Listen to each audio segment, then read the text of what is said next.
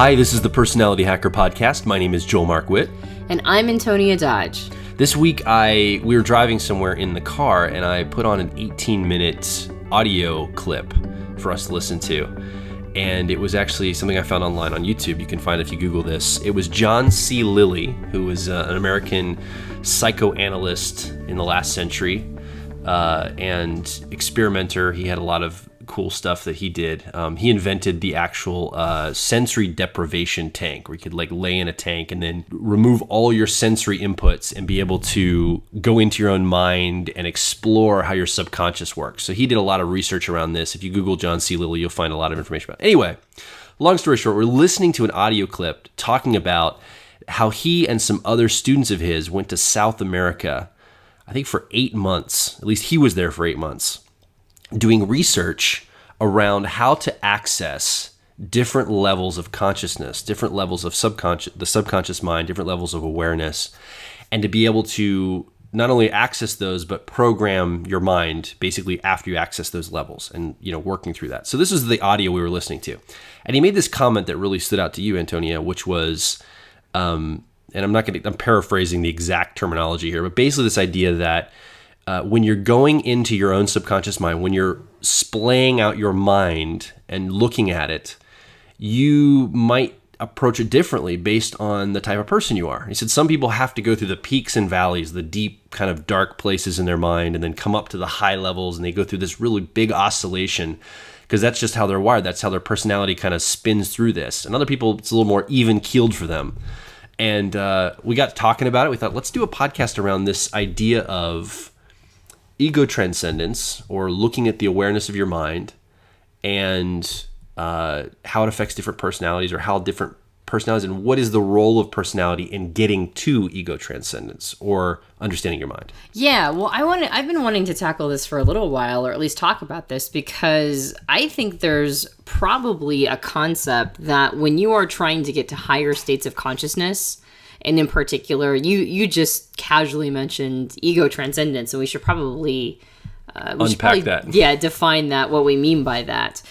But I think that people have a tendency to see things like personality types and personality psychology as being the antithesis to higher states of consciousness and things like ego transcendence, because it feels like personality types would have people attaching to individuality. It would have people really sort of hyper-focusing on their individual personality traits, their ego, and not being able to get to the next phase, which of course is what we're about to define. And what's interesting is that as somebody who's been studying these concepts of higher states of consciousness and ego transcendence for a few years now, and also somebody who's pretty passionate about personality psychology, I've actually seen that they walk hand in hand with each other. And I think that that's kind of an unusual perspective, especially for people who, sort of occupy this space. So I wanted to do a podcast on that, because I thought it was so fascinating that Lilly was mentioning that when they were trying to get to heightened states of consciousness and meta-programming of their brains and that sort of thing, that he observed that personality types were a part of the path. So yeah, I thought that would be really interesting. So let's first talk about what we mean by higher states of consciousness and ego transcendence. Yeah. So basically, the way that I define, and I know that this is not universal. I mean, we're talking in really abstract terms here. So the more abstract things get, the less universal their definitions tend to be. So we're just going to kind of talk about our take on higher states of consciousness and ego transcendence, and then everybody who has a different take on it, you can just kind of secretly see as we mention all of this. Or come and make a comment. Yeah, exactly. Or make a comment like, well, that's not what that means. So we're totally okay with having a totally personalized definition of ego transcendence and higher states of consciousness, which are not necessarily the same thing, by the way. These two things I guess we're sort of using them interchangeably, but they're really not. The way that I see, and you can give your definition too if you want to, but the way that I see higher states of consciousness is I see it as anytime we take in more territory with what is in our, sort of our world framework. Yeah. And we did a podcast on the Graves model, which if you haven't heard that, I highly recommend going back and listening to it. But the Graves model talks about how every time we go up in one level of development, because the Graves model is it's a vertical model of where we go next in our personal development, like when we level up, basically. And each time we level up, we expand our territory to take in more information that we're aware of. So like when we're really young, it's basically just about us and our needs. And then when we get a little older, our awareness bumps out to include family members. And then when we get a little older, our awareness bumps out to include, maybe our culture or our community or whatever, and then we bump out again. And then now we're seeing things on a more institutional level or a more global level or whatever. And eventually we take in this huge amount of territory. And that's kind of what I see as higher consciousness, is that our awareness of our terrain, of what like means something to us, what's part of our ecosystem, bumps out. It continually bumps out until our awareness now takes in a very global ecological perspective. And my observation has been that people are at the highest states of consciousness see things as being very, very connected. Interconnected, yeah. Mm-hmm, yeah. So the more conscious we become, the higher our states of consciousness become, the more aware we are of sort of this matrix of life, of how interconnected we all are, which is why a lot of times when people get to higher states of consciousness, they start almost unconsciously start thinking in terms of systems, because they start to see how everything impacts everything else. We get this sort of the theories of like the butterfly theory, where like, butterfly flaps its wings in the Amazon and then eventually you get a tsunami in, in Thailand. And there's this idea that all of these things are sort of, that's all part of chaos theory. And also, it's a part of how everything is interconnected. So the higher the states of consciousness people have, the more they're seeing things in terms of interconnectedness and their place in the connection of everything. And how I would then see the ego, because we've talked about this then, this idea of an ego, this is kind of the part of us, this piece of us that truly wants to do us good by keeping us alive.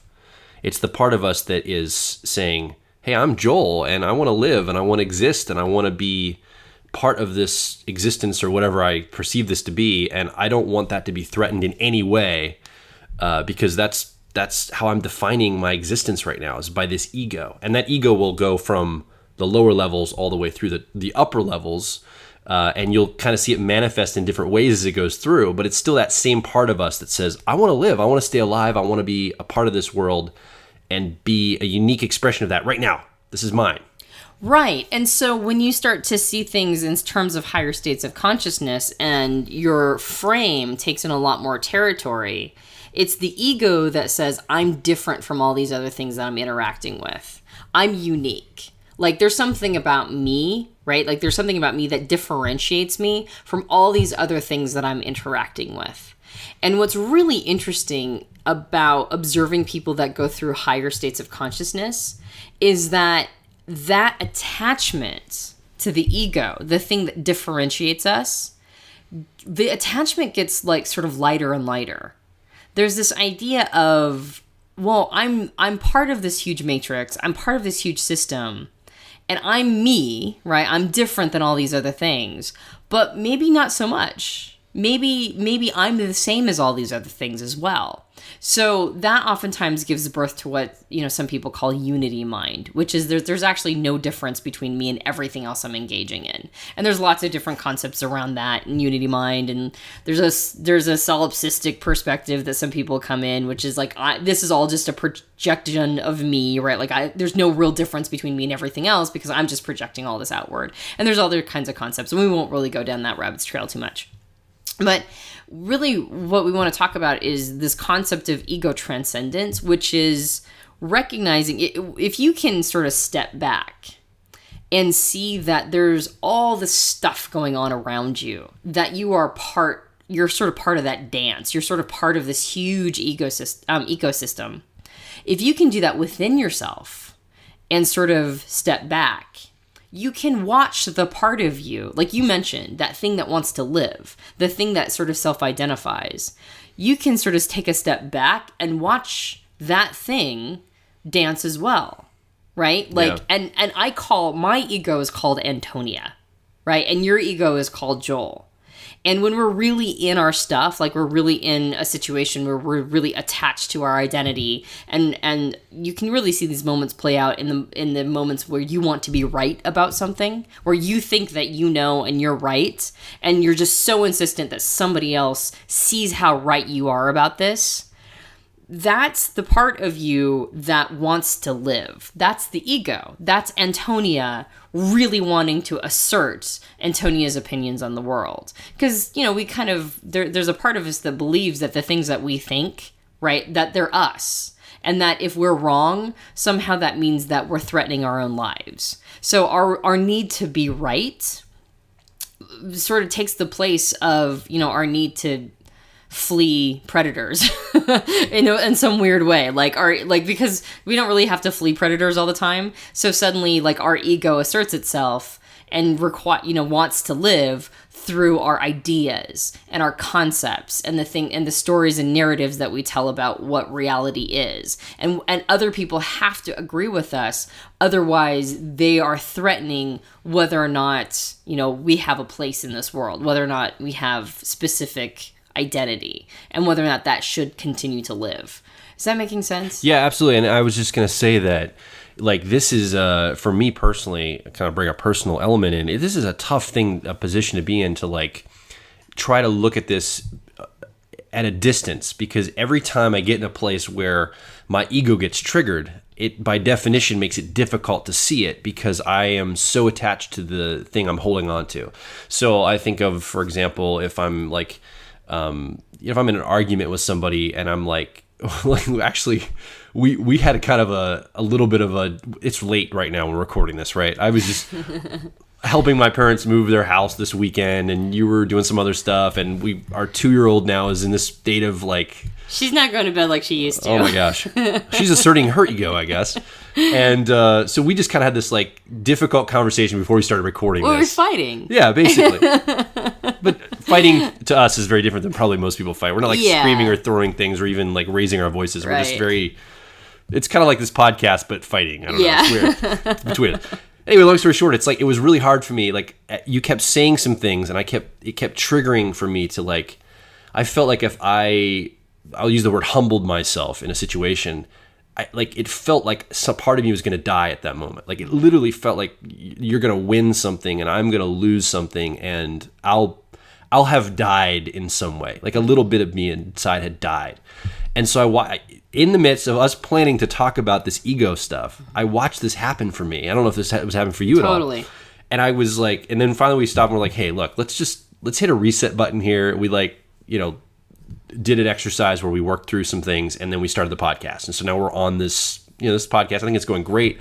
And we were both able to get to a place where we're able to put that part of us, almost step away from it and look at it and see oh, that's Joel being Joel. He's trying to get something he wants out of this. And oh, that's Antonia, not me saying that, you're saying it about yourself. Oh, that's Antonia-ing. That's Joel-ing. Can we just chill that for a minute and get along again? And we did that. Yeah.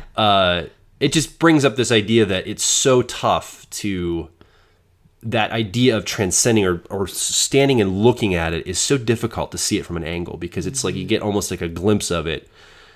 But by doing that, you can almost feel like you're going to die when that happens. It feels like a part of you is dying inside. Yeah. Well, and I just want to, like you mentioned, it is kind of late, and we put Piper down and decided to record the podcast after Piper went down. So we're talking about some pretty heady stuff very late at night. Which is awesome. So if we completely have been totally confusing for the first 10 minutes, I just want to encapsulate what we're talking about once again, maybe in a slightly easier way. So we're talking about higher consciousness, which is being able to see a broader world, an increasingly broader world, and being able to see sort of the ecosystem of life. And the higher the consciousness gets, generally, the more inclusive it gets of different ideas and concepts, taking in bigger territories of what people can believe and what they do believe, and sort of expanding awareness, basically. And we've actually did a podcast on expanding awareness, versus being present. So we're kind of thinking in those terms, being able to sort of like understand more than just maybe what, maybe you grew up with. Right, being able to see a world outside of what you just have been handed. And generally people who are in higher states of consciousness take in a really large territory of not just the physical world around them, but also the paradigmic world, right? More and more paradigms. And then ego transcendence, which is something that oftentimes kind of comes along with people who are seeking a path of higher consciousness. Ego transcendence is when one reflects on oneself as part of this huge universal dance, right? Recognizing that there's a part of us that we might have mistaken to be us, which is the ego. And what's really interesting, the first time I experienced my personal ego was somebody did an exercise with me when they asked if I could see the part of me that wants to live, like the part of me that's really that really likes the fact that I exist on this planet and that doesn't want to die, right? Like thinks that the planet is better because I'm on it. Can I watch that part of me think? Can I watch that part of me sort of do its thing? And I said, yeah, I can watch that. I can sort of divorce myself enough to sort of see that part of me play out. And they said, well, so who's watching that part of you? And I'm like, I don't know. Is that more ego? And they said, well, does that part of you have any sort of attachment, right? Or is that part also attached to you being alive? And I'm like, yeah, I think that part is. And they said, well, then that's more ego. Can you step back enough where the part of you that's observing and watching doesn't feel any need to live, doesn't feel any judgment, just is watching? And it basically like a really neutral state. And it took me a little while, but I said, yeah, I think I've got that. I think I can get there. And they said, well, what is that? What's that part of you? And I'm like, I don't know. And they said, well, that's the observer. That's the watcher.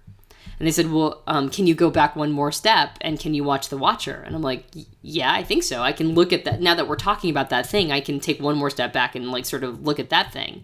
And they said, well, what's that? Where are you now? And it dawned on me that when you get past the ego, right? Like when you're no longer in the ego, when you're watching the ego, suddenly all of that turns into practically a hall of mirrors. It's watchers who are watching watchers who are watching watchers, right? All the way back, right? You just get to this point where you're like in this very neutral place of what could be called the watcher or the observer. Now, if you've never experienced this feels really esoteric and probably very, very, very weird. But what's fascinating about this is that as soon as I was able to get to a space where I could just sort of watch my ego do its thing. And when we talk about ego, we're not talking about ego as in like somebody taking an ego trip where they're being really proud.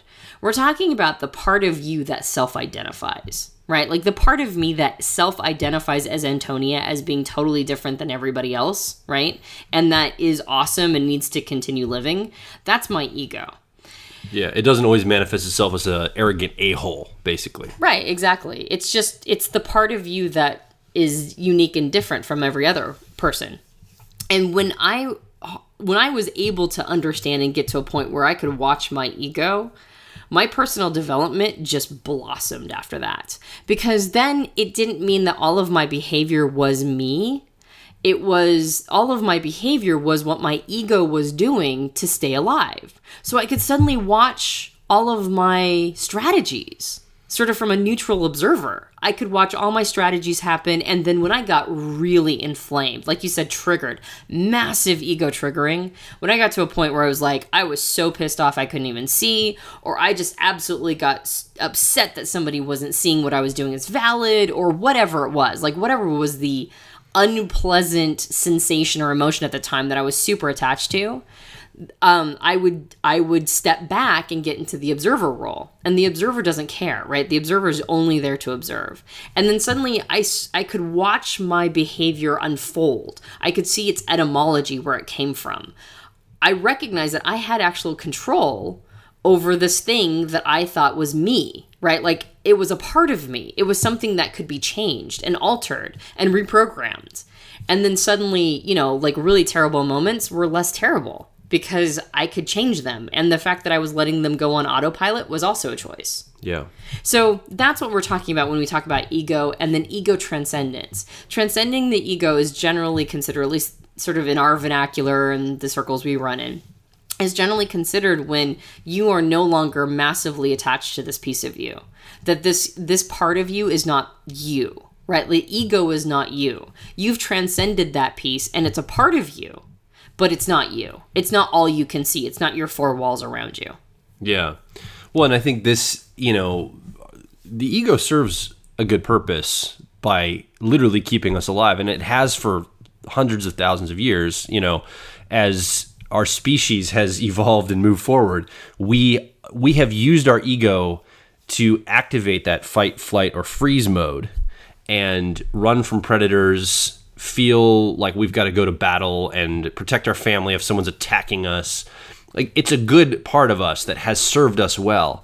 And I think that now there's a time in human history that we are able to actually transcend this. I think it might have been somewhat premature if you're like scared to death that you're going to be attacked by a predator to spend time sitting around and like working on your mind and transcending ego. But right now, we don't have predators or, warriors coming to raid our villages like they have in the past.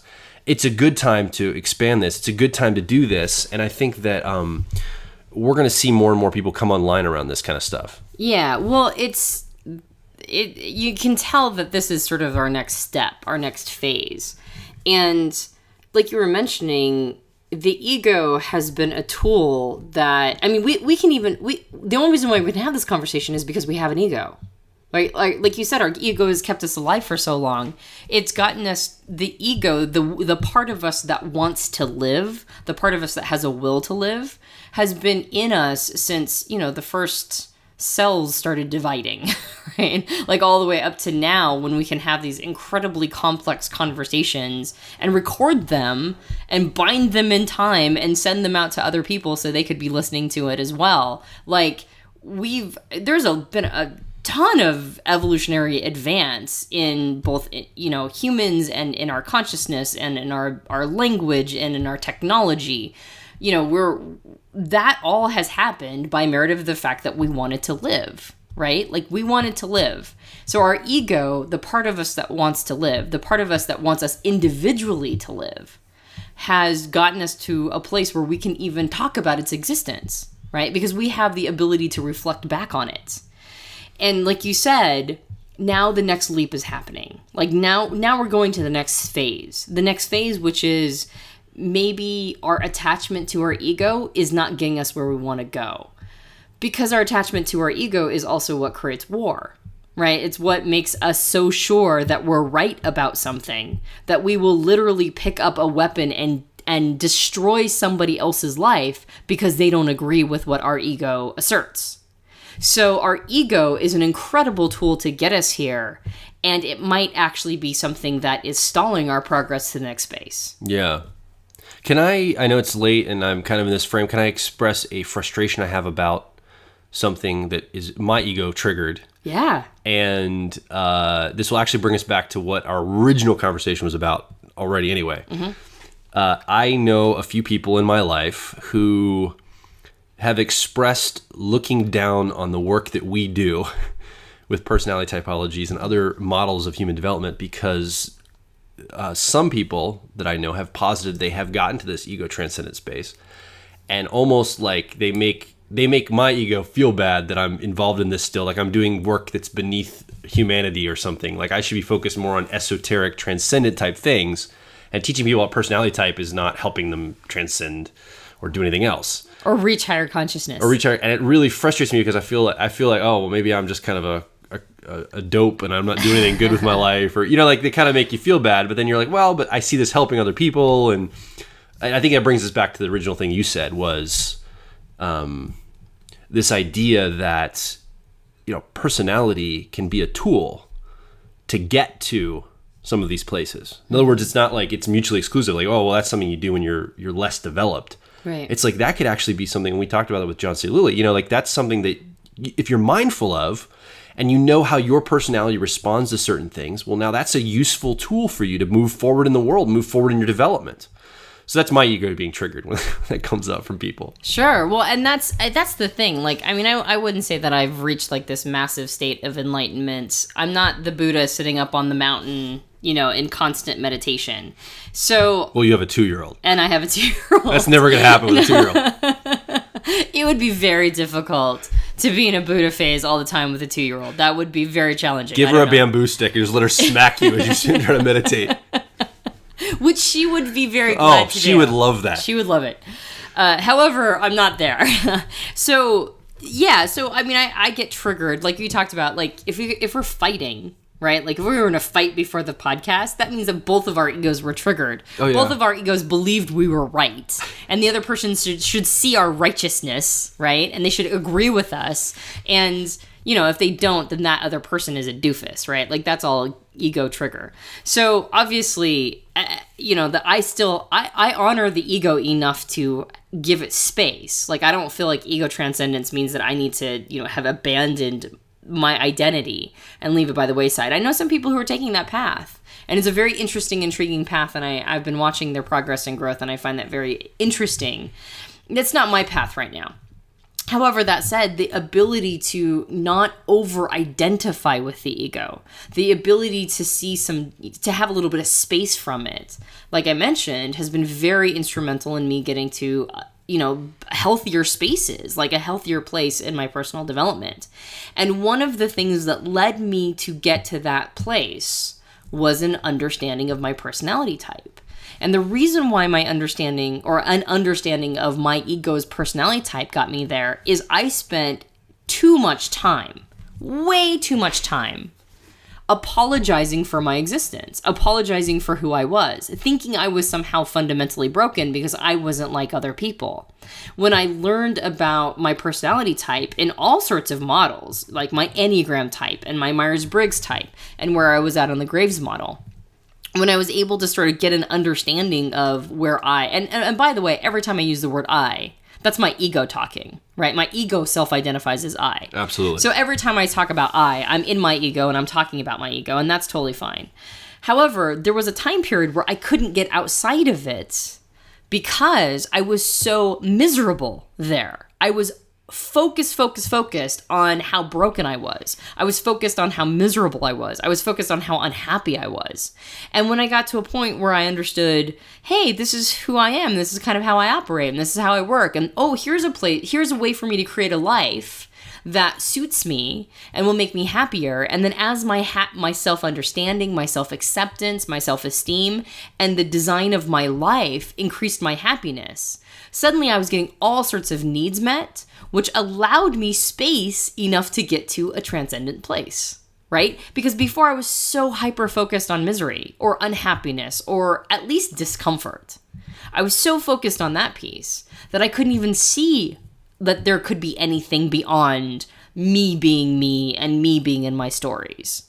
So personality types were sort of like training wheels to get me to a place where I was even qualified to have dialogue around ego transcendence and higher states of consciousness.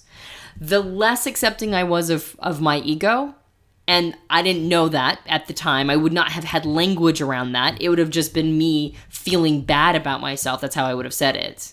But the less acceptance I had of my ego, the less I could see outside of it. So I personally think that personality types, or anything that gets us to a place where we're more self-accepting, that we love ourselves more and are at a place where we can understand how love truly works by accepting and loving ourselves, I think that that's the scaffolding we use to build the structure that gets us to a place where we can transcend that ego. Yeah. So that's how I see them, as not being mutually exclusive. I don't see them, I think if you stay there for too long, it's mutually exclusive.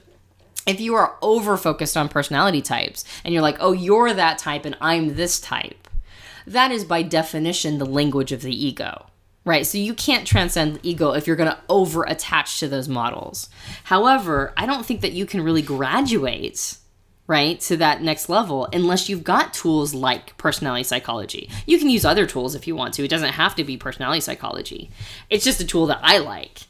However, you got to have some tools to get you to a place where you even qualify to be able to see these things, to be able to see expanded, like to take in more territory. What happens when we're in pain is we focus on that pain point, right? Like I had a bit of a, what do they call it? Infection. Infection. Thank you. Right, that word. I was about to say, when pus comes in. Anyway, I had an infection in my finger, and it was really difficult to think about anything other than my finger for like 2 days. And it got me to a point where I was like, I got to go to a clinic. I got to figure this out. So I went to a clinic, got it taken care of, and now I don't even think about that finger anymore. It's not like the focal point of everything. When you are feeling any sort of psychological or emotional pain, we have a tendency to over-focus on that, right? We're focused on that pain point, and we can't see anything outside the pain. When we get a tool that helps us address that pain point, now suddenly our minds and our terrain opens up. We can focus on things outside of us because we're not so hyper-focused on that pain point. And personality psychology is one way that people have learned to get through pain points, to get through things, moments or feelings or experiences of self-rejection or self-loathing or self-hatred. So that's why I don't see these two things as mutually exclusive. I think there's a time period where they become mutually exclusive, right? When you're really ready to transcend the ego, you got to let go of all these things that are identifiers that create schisms between you and others. Yeah. But until you get to that point, I think personality types are one of the most powerful tools that I've come across that help you get to a place where now you can take in more territory. I think it's interesting that we've used the word transcendence and not rejection or suppression, because it is something that, like, I think when I first started like looking at some of this stuff around like the ego and myself, I thought, okay, I've got to reject everything about me in order to get to a transcendent place or get to like the next level of awareness or whatever. And I think what we're talking about is actually not rejecting things about yourself. It's fully embodying those, fully like saying, this is who I am as I am. But that doesn't fully define me. Like that is a part of me that when I transcend it, it'll still be a part of me. But I'll be able to see other things beyond that. And if I ever am threatened with my life or something like we talked about, I can pop right back into that ego space and run from the bad guy who's chasing me down the streets of the big city I'm in or whatever. Like that's the kind of thing that I think you're not necessarily always going to say in a transcendent space. I mean, you have to come back to reality at some point and cook food for yourself and go to the bathroom and deposit your check in the bank. I mean, you have to live your life or you're going to, unless you have somebody completely take care of you. Yeah, chop wood, carry water. That's exactly what they call it. Exactly. And it's this idea that it is a transcendent, it's integration and transcendence, not necessarily a suppression or rejection of something. Yeah, absolutely. Well, and I kind of think of it too as, accepting and having a unique self. It makes you a part of this chorus of unique selves. It's kind of like, when you're of two minds about something, right? Like you're coming to a decision and there's part of you that wants one thing and there's another part of you that wants another thing, and you kind of feel like you've got these two vying factions within you. Well, if you really start to do some inner work, you realize that you don't just have two, you've got like a million. Like there's all these voices inside of you, and they all want something equally as badly as the other parts of you. Sometimes sometimes there's a moment in which there's one part of you that really wants something that the other parts don't care about, and so that part of you wins out. But I mean, anybody who's been like through, say, weight loss, right? Like there's a part of you that wants to go to the gym, and there's a part of you wants to stay home and eat chips and, watch TV. Like there's always going to be parts of you within you. But we don't think of ourselves as being schizophrenic, right? And we don't think of those parts as being somebody else, right? They're still us. And that's kind of how I see myself as part of this huge matrix of humanity, is that I am uniquely expressed. I have a unique self. And other people have a unique self, but they're all kind of parts of one holistic. Almost like all those parts inside of me are part of me as a holistic. There's a phrase called fractals, which are basically, as you get more, you have a shape, and as you zoom in on each part that makes up the shape, it's a repeating pattern within the shape. So it's the same shape when you break it all down as it is when you zoom out and look at the whole shape. And those are called fractals. You see this on ice a lot. Ice shapes, snowflakes, that kind of thing. And that's kind of how I see my unique self. Like in me, there's a whole bunch of different parts, and all of them holistically together are me. And then when you look at humanity, there's this chorus of all of these people. And then when you look at them holistically, they're all just kind of one thing also. And I think that that's where sort of the ego transcendence, but the ego acceptance comes into play, is that I'm part of a holistic. I'm part of a much bigger group, right? Like we talk about projection, and when somebody's really mad at us, or if they're saying something to us that we don't like the message, it's really us projecting outward. Or if we say something about somebody else, we've talked about this more accurately, what I should say is if I start to criticize another person and I start to say really nasty things about them, on some level, I'm actually talking about myself. Yeah. Like I'm projecting outward something I feel about me, and they just happen to be the person who's catching it. And so on a holistic level, everybody that I interact with is really just a mirror of me. They mirror back to me myself. And so the question is, are they mirroring back to me my ego? Well, yeah, that's what they're doing, is my ego is projecting outward all these different facets and components of it. And so I really, on some level, have to see every person I engage with as just a part of me. They're just me. And that's part of what some people call unity mind, right? Like you're just, everything outside of you is just a reflection back of you. They're all just parts of you. And so, again, this is really high-minded stuff. However, being able to get to a point where you see this, where you see that every person is just a part of you, where you understand that there's all these projections of your ego on the outside, and they're all just projecting, mirroring back to you yourself and your own experience. And then being able to take a step back into the observer and being able to watch this entire show happen around you. There are some really incredible things coming from this new technology. And I call it a new technology because people haven't been able to do this for very long, right? Like just being able to have this conversation is relatively new when it comes to humanity. So we're entering a phase of new technology where we're able to even talk about this, where we're able to have enough introspection to be able to step back and watch our egos happen. And as I mentioned before, one of the reasons why I think humanity is now ready to go down this direction and really explore these paths is that the ego is also the source of all of our violence. It's the source of all of the nasty things that we do to each other as human beings. And being able to step back into the observer and being able to see us all as interconnected, like it's a lot more difficult to drop a bomb on an entire group of people that are you. Right? Like, why would I ever drop a bomb on myself? That doesn't make any sense, right? Or why would I ever send drones to take out civilians that are me, right? Like, why would I ever send drones to take myself out? So being able to see these bigger pictures, to be able to have this expanded consciousness that takes in more territory, to be able to step back and recognize that every person is simply a mirror back to you of yourself, and to not be so attached to the concepts and ideas that your ego is attached to, that thinks it has to be attached to or it will die, right? To be able to take a step back. We're talking about moving into a time period or a way of seeing reality that mitigates massive destructive damage. And this is, I think, where humanity could be going, right? Like in mass, if we can get a tipping point of people to get going down this road, just, creating a tipping point would revolutionize politics. It would revolutionize government and how we interact with each other. So to me, this is really important stuff. And again, I see personality psychology as one way to help people get there. Because if they're over-focused on their individualized pain, they can't see this world outside of them.